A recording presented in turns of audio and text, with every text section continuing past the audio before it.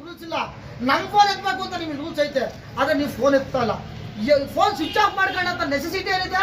ಸರ್ಕಾರದಿಂದ ನಿಮಗೆ ನಂಬರ್ ಕೊಟ್ಟರೆ ಅದು ಫೋನ್ ಸ್ವಿಚ್ ಆಫ್ ಮಾಡ್ಕೊಳಕ, ಅಥವಾ ಯಾವುದೇ ಸಮಯದಲ್ಲಿ ನಾವು ಫೋನ್ ಮಾಡಿದ್ರೆ ಫೋನ್ ಎತ್ತಿಲ್ಲ ಅಂತ ಯಾವ ರೀತಿ ನಾವು ಇದು ಮಾಡಬೇಕು ಅಲ್ವಾ ಸರ್?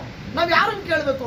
ಅರಣ್ಯ ಇಲಾಖೆಗೆ ಹೋಗ್ಬಿಟ್ಟು ಚಿತ್ರ ಕಾಟ ಅಂತ ಕೊಟ್ರೆ ಕರೆಂಟ್ ಇಲ್ವೇನ್ರಿ? ಸಿಸಿ ಕ್ಯಾಮ್ರಾ ನಾವು ಅಷ್ಟು ಶ್ರೀಮಂತರುಗಳ ಸಿಸಿ ಕ್ಯಾಮ್ರಾಗಳು ಅಂತಾರೆ.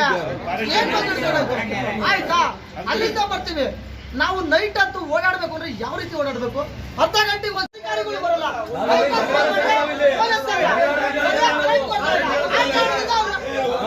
ಅಧಿಕಾರಿಗೆ ಫೋನ್ ಮಾಡಿದ್ರೆ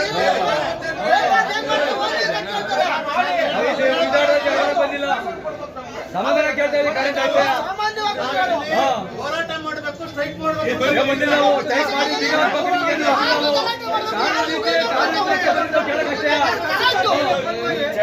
ತ್ರೀ ಫೇಸ್ ಕರೆಂಟು ಬರ್ತಾ ಇಲ್ಲ, ಜೊತೆಯಲ್ಲಿ ನೈಟ್ ಹೊತ್ತು ಸಿಂಗಲ್ ಫೇಸು ಸಹಿತ ಬರ್ತಾ ಇಲ್ಲ.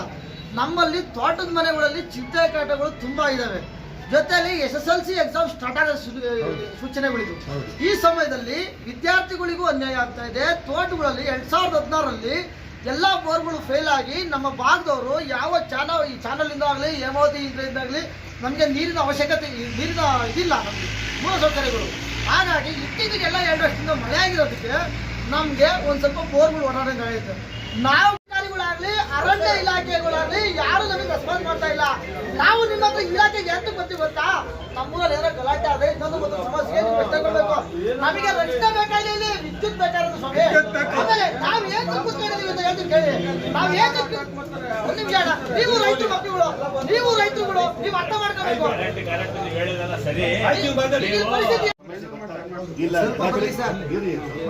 ಎಲ್ಲ ಕಡೆ ಸಮಸ್ಯೆ ಆಗ್ತದೆ. ಈಗ ಆದಷ್ಟು ಅವ್ರಿಗೆ ಕರೆಸ್ಬಿಟ್ಟು ಸಾಲ್ವ್ ಮಾಡಕ್ಕೆ ಪ್ರಯತ್ನ ಮಾಡೋಣ.